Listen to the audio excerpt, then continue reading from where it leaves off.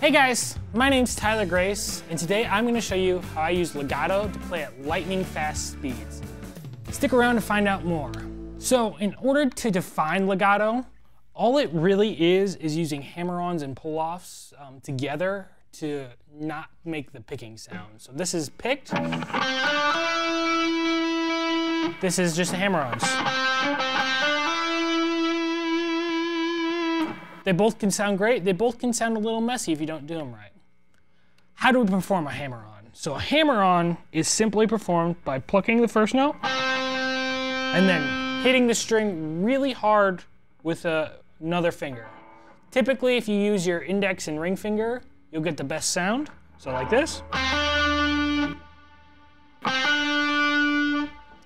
Hammer-ons are fairly easy to employ. The next thing we have to learn about is pull-offs. A pull-off is when you, instead of picking, you pluck the note with your left playing hand, like this. So I didn't just lift my hand off, that would sound like this. It's a subtle difference, but it's much quieter. But if you pluck it, so basically I'm pulling down while leaving my initial fingers the same.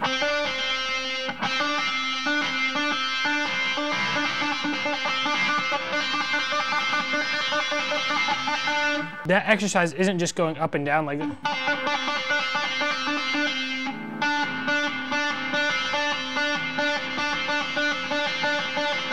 I'm actually plucking the string to get a good sound.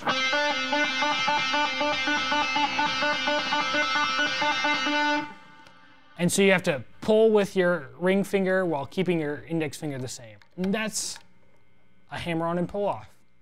Now I'm going to show you guys some exercises I use to increase my speed on this.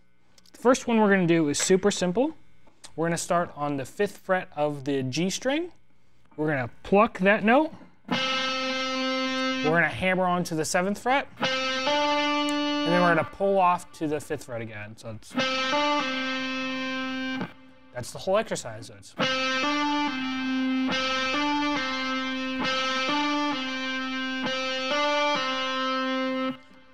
once you feel comfortable with that, we'll up the game a little bit. So the second exercise, we're simply going to go to the 9th fret of the D string, and we're going to alternate this pattern.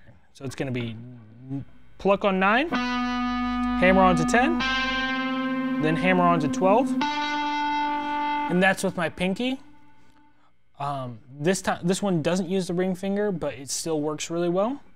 It's super helpful when you hammer on 2 notes that you can get away with less power. That sounds like this. You're gonna do the same thing on the G string. So you're gonna do 9, 10, 12, 9, 10, 12, and you're gonna repeat that like this.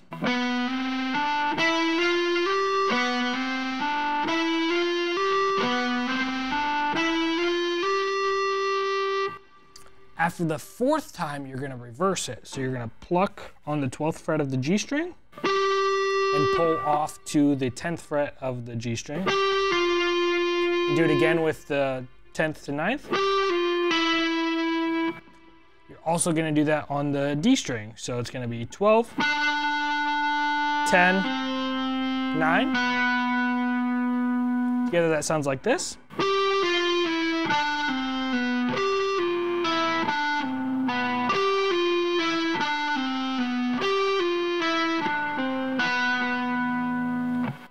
And you can play that together much faster, and it sounds like this.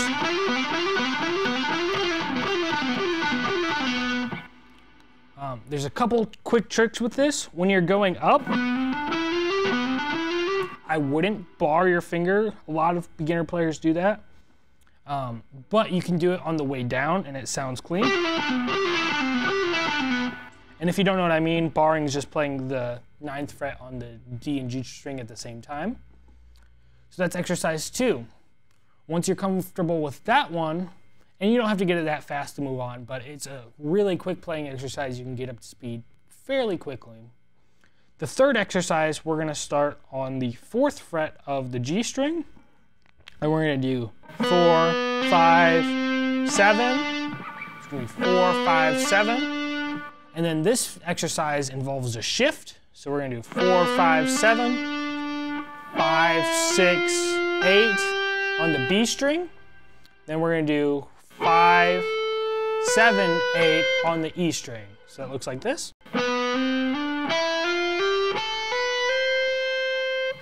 Once you get here, we're getting to the second part of that. And well, it's the fourth beat of that measure. You're gonna pull off to the 7th fret. You're gonna pull off to the 5th fret. And then hammer on the 7th fret. And then you're gonna pluck that again and bend.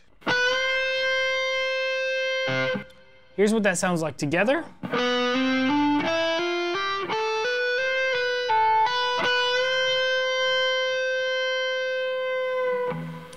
We have the tab for the exercise in the description if you want to follow along with that.